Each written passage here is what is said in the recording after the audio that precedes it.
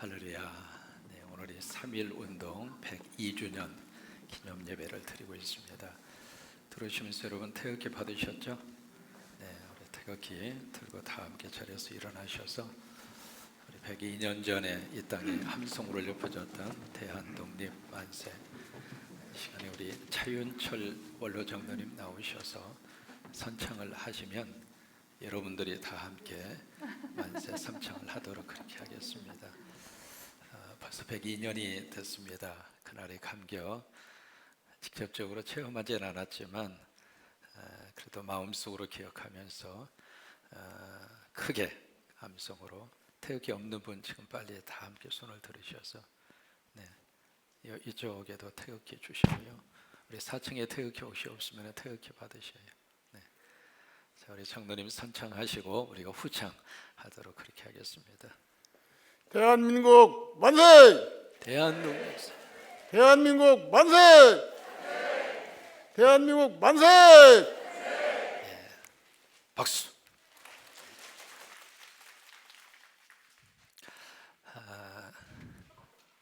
당시에는 대한 독립 만세 그렇게 외쳤고요.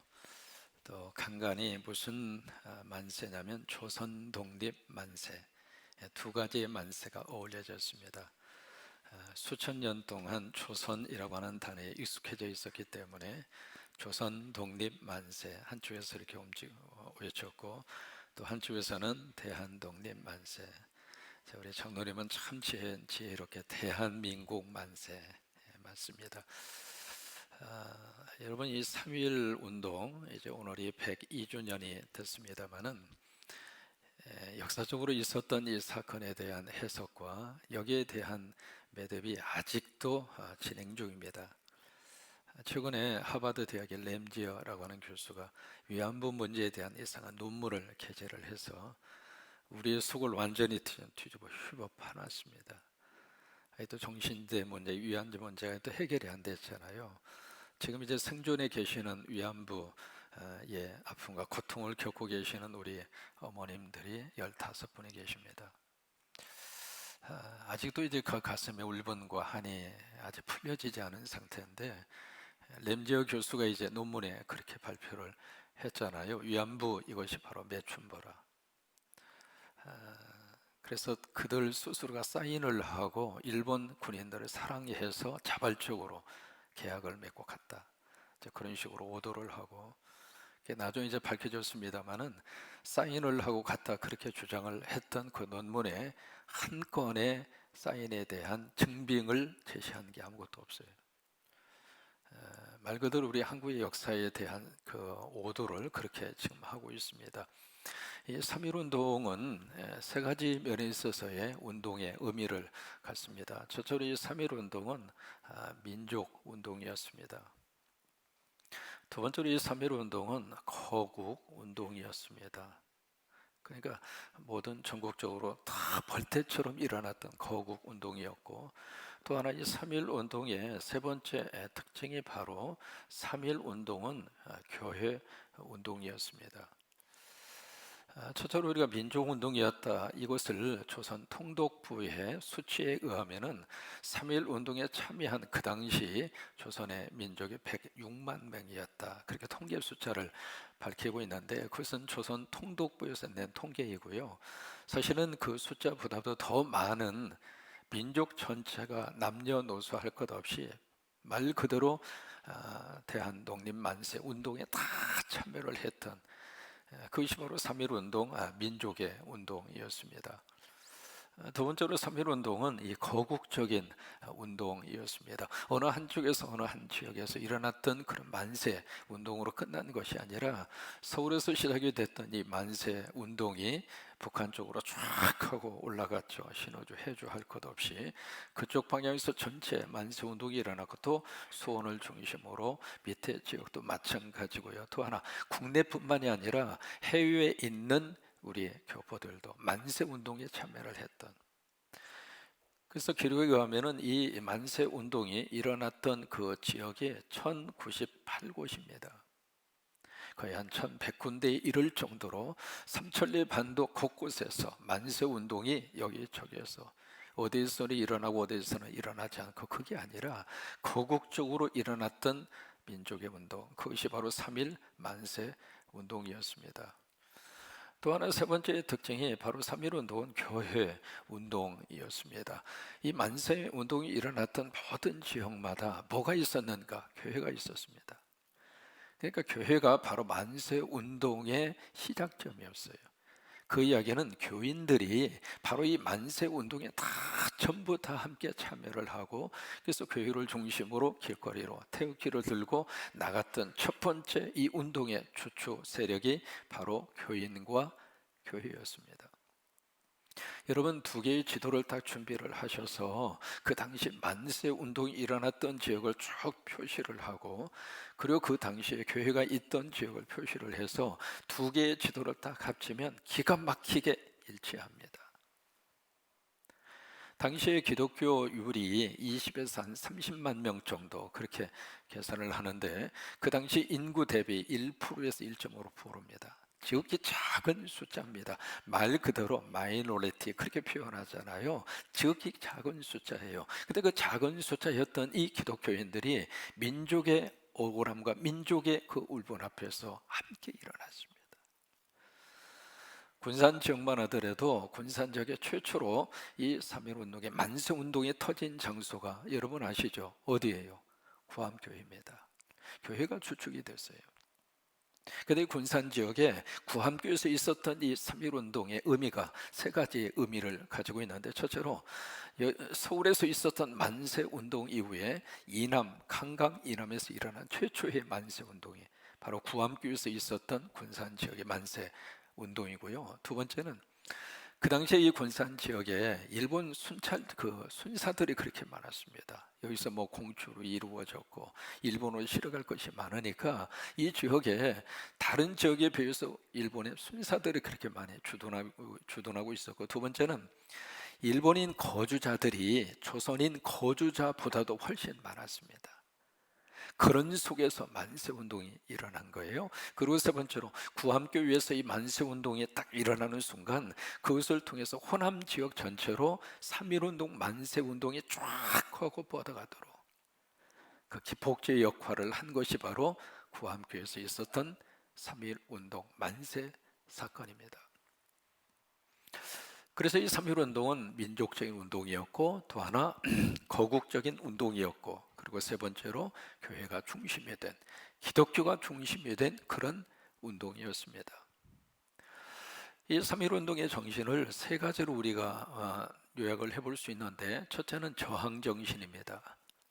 그 다음에 두 번째는 평화 정신입니다. 그리고 세 번째로 이 3.1 운동 속에 무슨 정신이 들어가 있는가? 자유 정신이 들어가 있습니다. 그러니까 저항 정신이죠. 우리는 독립국가다. 일본이라고 하는 나라의 지배나 받고 살아야 할 미개한 나라가 아니다. 우리는 5,000년의 역사를 가지고 있는 그런 민족이고 그런 나라이다. 그래서 짓누르고 있는 이 억압된 세력에 대해서 아니다. 저항을 하고 분연히 일어났던 것이 바로 3.1 운동이죠. 그러니까 3.1 운동 속에 저항의 정신이 있는 거예요. 여러분, 우리 믿음의 사람은요, 악에 대해서 저항합니다. 아멘. 마귀와 사탄에 대해서 저항합니다. 저주에 대해서 저항합니다. 이 세상의 불신앙적인 모든 세력에 대해서 우리 기독교인들은 저항합니다. 왜요? 거기에 우리가 순종할 수 없는 거예요. 이 3.1 운동 속에 그 저항의 정신이 담겨져 있는 거예요. 그 다음에 3.1 운동 속에 뭐가 있는가? 평화의 정신이 있습니다. 비폭력 운동, 이게 3.1 운동의 정신이에요. 뭐 총칼로 무장을 해서 한번 때려엎자, 그렇게 해서 일어난 데모성의 그런 민족의 운동이라기보다는 평화적으로 우리의 권리를 그들에게 주장을 하고, 전 세계 앞에 이 조선 땅에 조선의 민족이 어떤 민족과 혼을 가지고 있는 국가이고 민족인가, 그 자체를 전 세계 앞에 평화적으로, 그래서 3.1 운동 속에 평화의 정신이 담겨져 있습니다. 세 번째로 이 3.1 운동 속에 무슨 정신이 있는가? 자유 정신이 있습니다. 근데 이 세 가지의 정신 모두가 다 어디에서 나왔는가? 기독교에서 나왔습니다. 이 세 가지 정신 모두가 다 어디에 근거를 두고 있는가? 바로 성경에 근거를 두고 있습니다. 그러기 3.1운동의 가장 중요한 정신적인 모체가 어디에서부터 시작이 됐는가? 여기서 시작한 거예요. 성경에서 나왔어요. 여러분, 우리가 자유라고 하는 이 단어가 주는 소중함, 우리는 너무나 익히 잘 알고 있습니다. 36년 동안 자유를 뺏겼잖아요.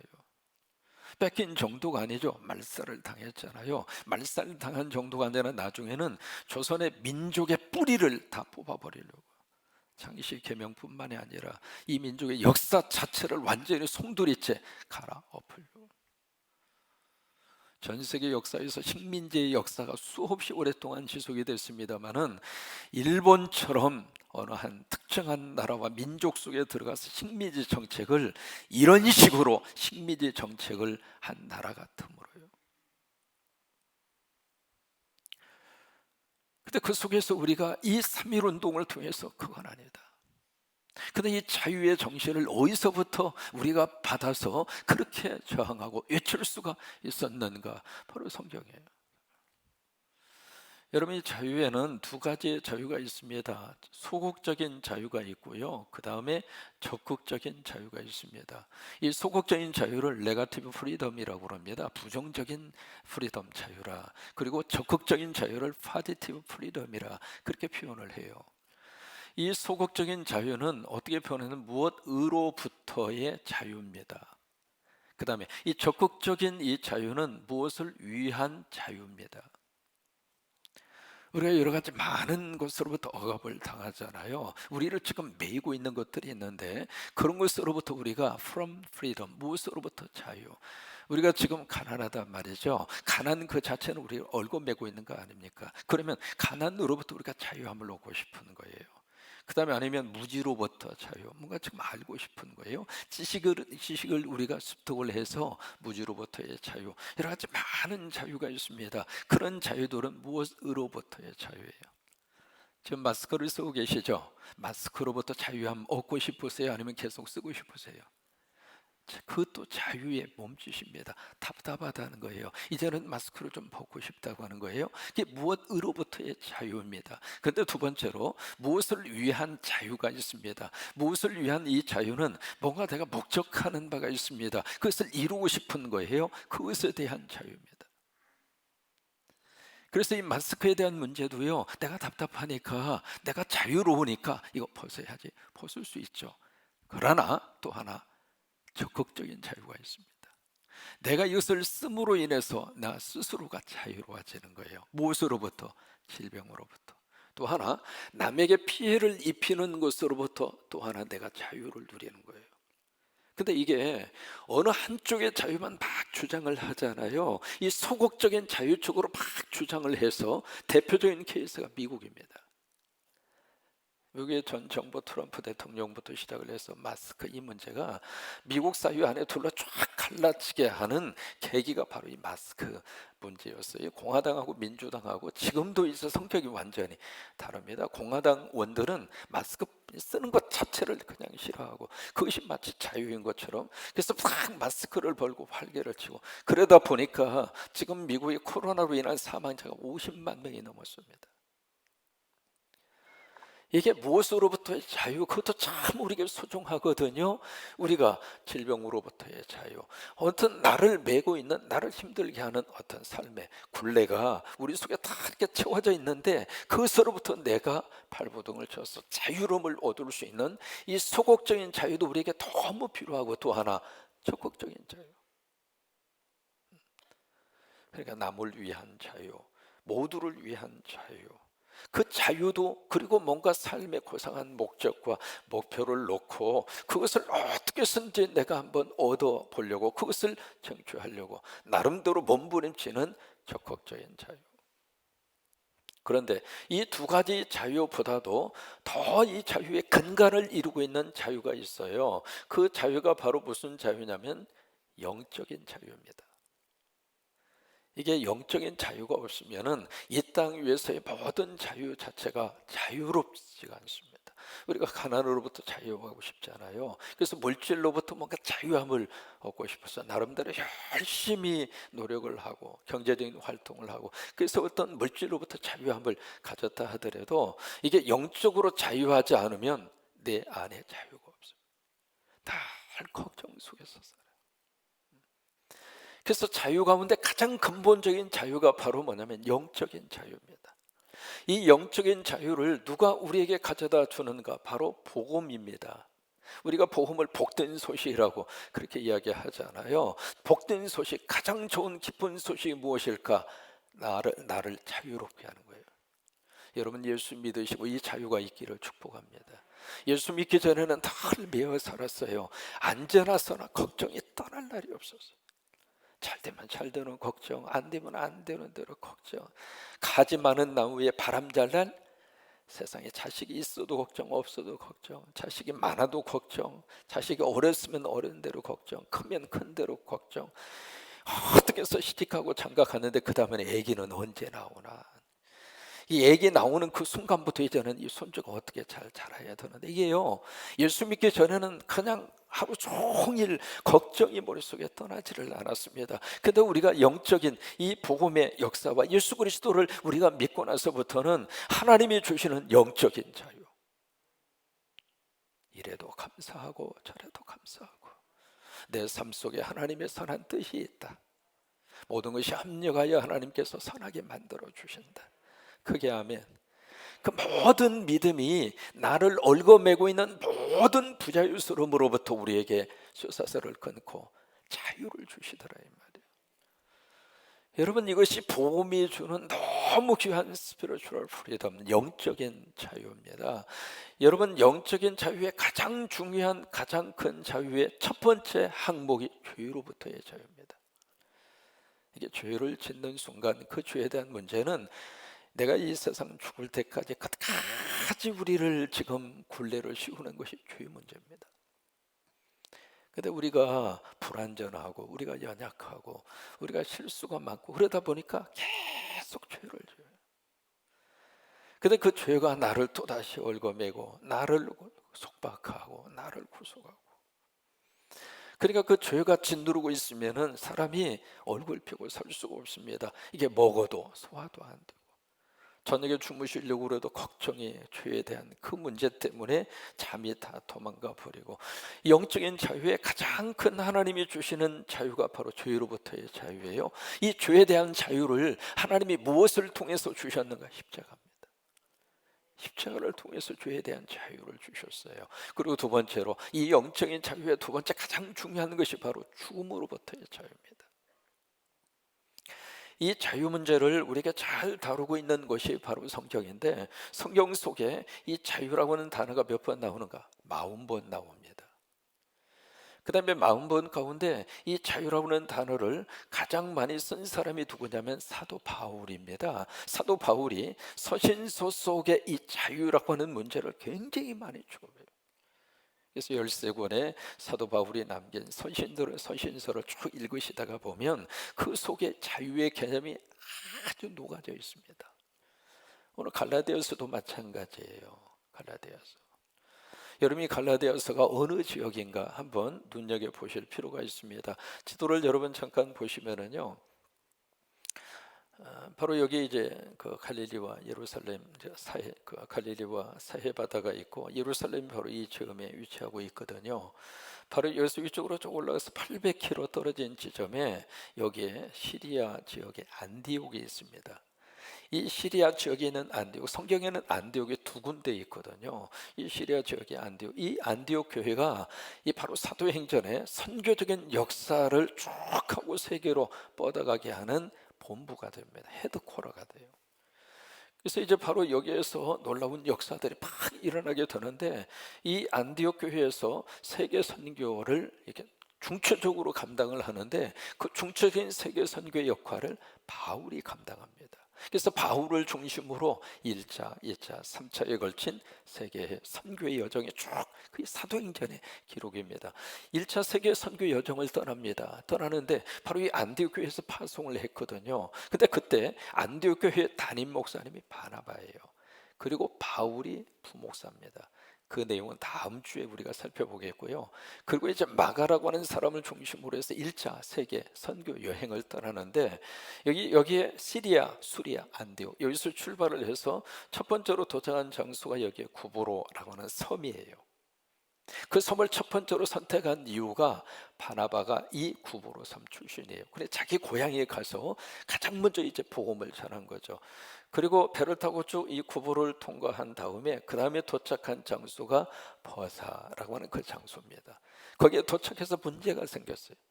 동행을 했던 마가가 향수병에 걸려서 나 집으로 가겠다고, 나 힘들어서 못하겠다고. 그리고 마가가 버사에서 보따리 싸가지고 다시 고향으로 가버립니다. 그 일이 바로 여기에서 일어나게 된 거예요. 그래서 내륙으로 쭉 들어가서 그 다음에 도착한 장소가 여기가 바로 피시디아 안디옥입니다. 그러니까 여기에 수리아 안디옥, 여기가 피시디아 안디옥. 그 안디옥에 들려서 그 다음에 도착한 장소가 루스드라라고 하는 장소. 여기서 잠깐 위쪽으로 올라가면 이고니온이라고 하는 장소. 그 다음 밑으로 내려오면 더베라고 하는 장소가 있습니다. 바로 이것이 바울과 바나바를 중심으로 한 1차 세계 선교 여행의 여정입니다. 그래서 더베까지 갔다가 다시 이고니온, 노르스트라, 안디옥, 그 다음에 버사를 통해서 배를 타고 다시 안디옥으로 돌아오는 일정. 근데 이 일정이 얼마의 기간이 소요가 됐는가? 2년 걸렸습니다. 단순히 일주일 다녀오고 한 달 다녀오고 그런 여정이 아닙니다. 2년 걸렸어요. 그 다음에 여기서 출발을 해서 다시 올 때까지 그 거리가 얼마인가? 2300km입니다. 엄청나게 먼 거리입니다. 교통이 불편했고 모든 것이 열악한 환경. 2000년 전입니다. 오직 복음 때문에, 오직 복음 때문에 그렇게 해서 바울이 선교 여정을 쭉 소화를 하는데 1차 세계 이 선교 여정에서 바로 이쪽 지역에 여기 안디옥, 그 다음에 루스드라, 그 다음에 이고니온, 그리고 더베, 이쪽 지역을 가리켜서 뭐라고 이야기하는가? 갈라디아라고 그래요. 이쪽 지역 전체를 다 통틀어서 갈라디아. 예를 들면 여러분 군산하면 각 동이 있잖아요. 월명동도 있고 여기 개복동도 있고 그 다음에 수송동도 있고 그 다음에 나원동도, 동이 그렇게 있잖아요. 그 동 전체를 다 통틀어서 우리가 군산이라 그렇게 이야기하는 것처럼 갈라디아라고 하는 이 말 속에는요, 특정한 어느 한 지역만 콕 집어서 얘가 갈라디아 그렇게 말하는 것이 아니라 1차 세계 선교 여정에서 쭉 밟았던 이곳 전체를 가리켜서 갈라디아라 그런 거예요. 바로 이 지역 속에 복음을 통해서 십자가가 세워지고 하나님의 거룩한 역사가 나타났는데 이 교회 속에 무슨 일이 발생을 했는가? 뭔가 모르는 하나님이 주시는 복음의 역사하고 다른 것들이 속에 들어가 있는 거예요. 자, 1절을 보십니다. 뭐라고 말씀을 하시는가? 같이 한번 읽습니다. 1절 말씀 시작. 그리스도께서 우리를 자유롭게 하려고 자유를 주셨으니 그러므로 굳건하게 서서 다시는 종의 멍에를 매지 말라. 여기 말씀의 시작이 누구예요? 그리스도입니다. 여러분, 모든 믿음의 시작이 누구 있는가? 예수님이에요. 모든 신앙생활의 출발이 누구 있는가? 예수님이에요. 그러니까 그리스도께서 그렇게 말씀을 시작을 하는 거예요. 그러니까 신앙생활의 주원은 내가가 아닙니다. 신앙생활의 주원은 예수님이세요. 성광교회를 누가 세웠는가? 그러면 누가 세웠어요? 예수님. 이렇게 나아야 정상입니다. 그러니까 내 가정을 누가 세우셨는가? 예수님이. 이렇게 나가야 신앙적인 고백이 되는 거예요. 그러니까 그리스도께서라고 하는 말씀으로 시작을 하는데 여기에 자유를 주셨는데 누가 우리에게 자유를 주셨는가? 예수님이 주신 거예요. 세상은 우리에게 자유를 주지 않습니다. 세상은 우리를 자꾸 그렇게 얽어매요. 이것으로 얽어매고 저것으로 얽어매고.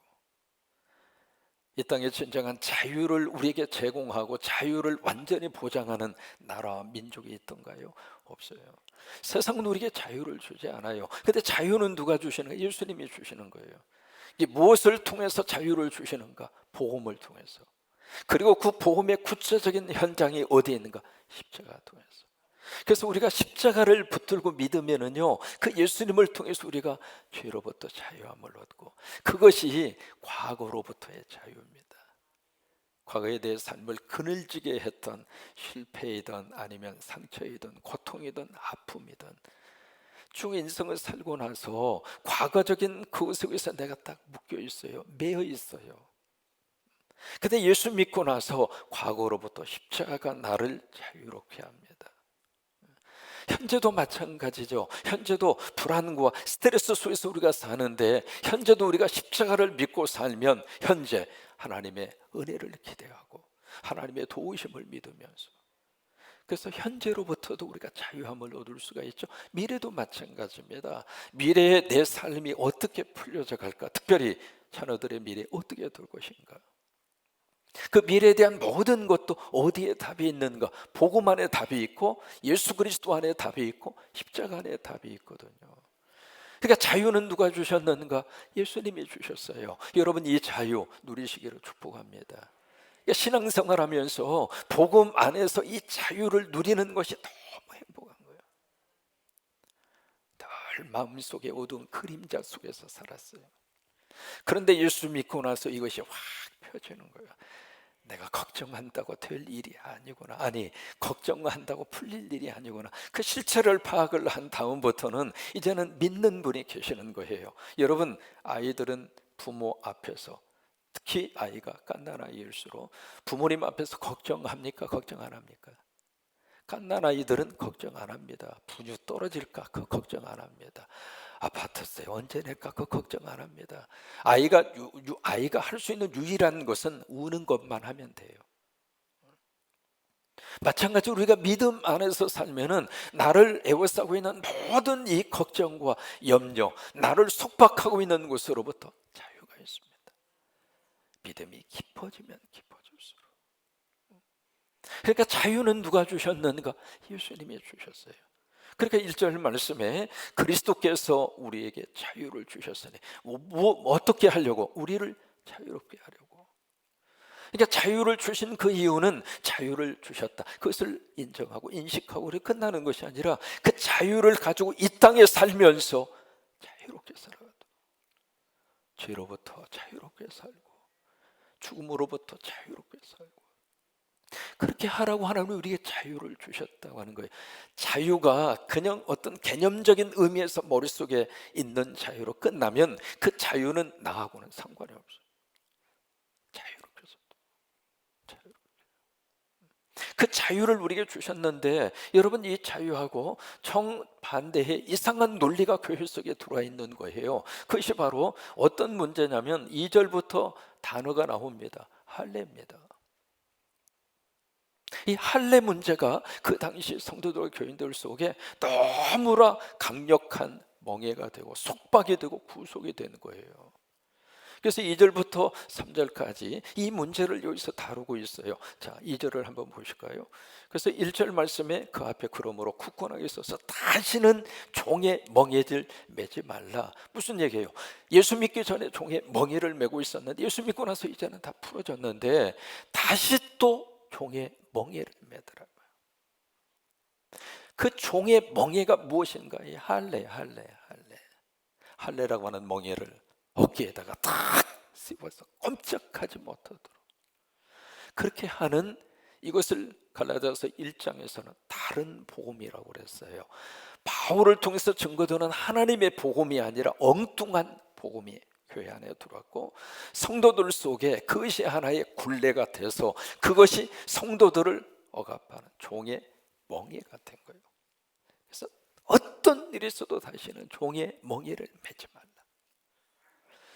그 종의 멍에의 구체적인 것이 바로 할례 문제입니다. 그래서 할례 문제를 2절과 3절과 4절에서 그렇게 설명을 하고 있습니다. 만약에 너희가 할례를 계속 받아야 되고 받기를 요구한다면, 그렇다면 너희는 예수 그리스도하고 아무 관계가 없다. 무서운 이야기죠. 그 다음에 3절에 가서 보시면 할례를 계속 너희들이 해야 된다고 주장한다면 그 외 모든 율법도 너희들이 다 지켜야 할 것이다. 할례도 율법이고 나머지도 율법이니까 다 지켜야 할 것이다. 그 다음에 세 번째로, 이 할례 문제를 계속 주장하게 나가게 된다면 결국에 가서는 그리스도 안에서 끊어지게 되고 은혜하고는 상관이 없을 것이다. 여러분, 이게 충격적인 이야기입니다. 그렇게 말씀을 쭉 하시는 그 이유가 있습니다. 이 할례 문제가 교회 안에 하나의 속박이 된 거예요. 그래서 이 할례가 교회에 들어오시는 모든 분들에게 조건이 됐습니다. 여러분, 할례는요, 창세기 17장에 나오거든요. 이게 왜 시작이 됐는가? 그때는 십계명도 없었어요. 율법도 없었어요. 아주 초창기입니다. 그래서 하나님이 아브라함을 부르셔서 아브라함에게 내가 너를 불렀어. 너는 나의 자녀야. 그 뭔가 표현과 뭔가 표징과 사인이 필요했어요. 그것을 무엇으로 할까? 지금이야 뭐 다 핸드폰이든 뭐 문서든 뭐든지 다 있잖아요. 고대 사회에서 그게 뭐가 있어요? 그래서 이제 몸의 한 부위에다가 표시를 하게 한 거예요. 그것이 바로 할례입니다. 이게 할례라고 하는 것은 내가 하나님의 백성이다, 하나님이 나의 아버지시다, 하나님이 나를 택하셨다, 거기에 대한 사인입니다. 그러면 사인이 중요합니까? 사인의 내용이 중요합니까? 첫 번째죠. 근데 이게 사인 그 자체가 더 중요해진 거예요. 그래서 교회 들어오시는 분들마다 할례 받지 않으면 신앙생활 못한다. 이게 어디가, 그런 법이 어디가 있어요? 예수 믿어도 할례 받지 않으면 하나님의 백성 될 수 없다. 여기까지 가게 된 거예요. 이 할례가 그 당시 성도들에게는 견딜 수 없는 종의 멍해가 된 거예요. 마치 여러분 결혼식 가면 결혼 반지 끼잖아요. 왜 끼어요? 우리 결혼했습니다. 나 시집 갔어요, 나 장가 갔어요. 그 표시예요, 이게. 그러면 결혼 반지만 있으면 결혼 생활이 유지가 됩니까? 저는 결혼식 끝나고 결혼 반지 한 30분 낀 다음에 저 사람이 이제 미국으로 들어가면서 결혼 반지를 빼서 딱 주면서 이거 팔아서 책 사보라고. 그 말 들으면서 내가 감동 먹었어요. 할렐루야. 결혼 반지. 앞으로 내 목회가 행복하겠구나.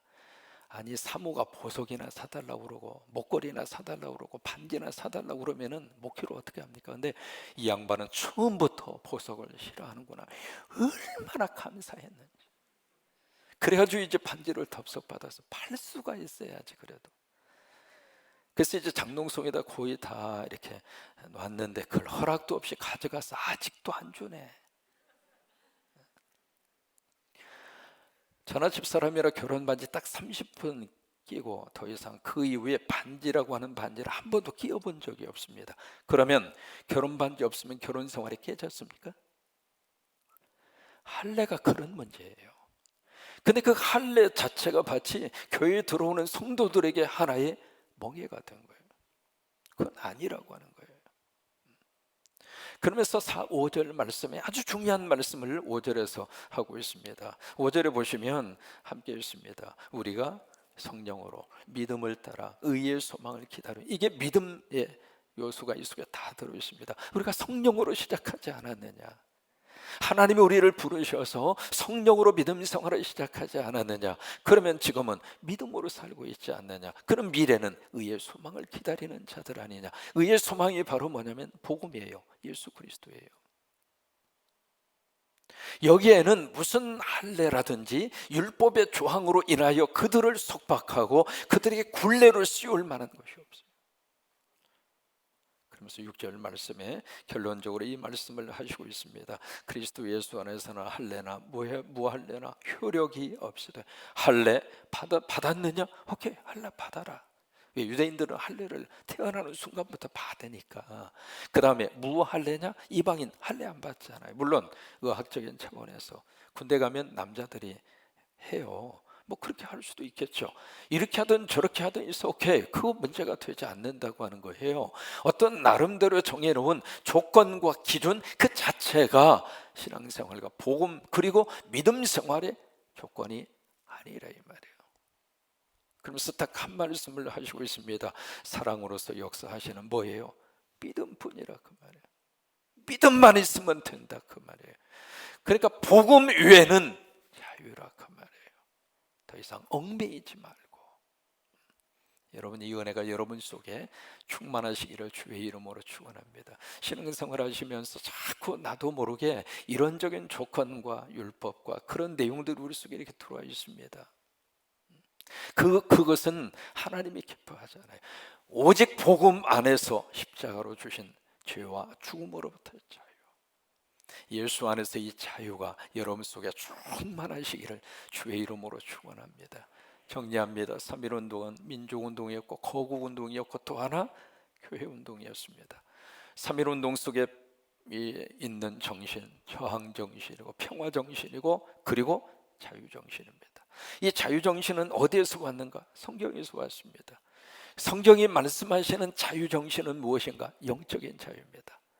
죄로부터의 자유, 죽음으로부터의 자유입니다. 이 자유, 여러분 다시는 종의 멍에를 매지 말고 예수 안에서 자유를 가지고 어깨 펴고 당당하게 그렇게 사시기를 주의 이름으로 축원합니다.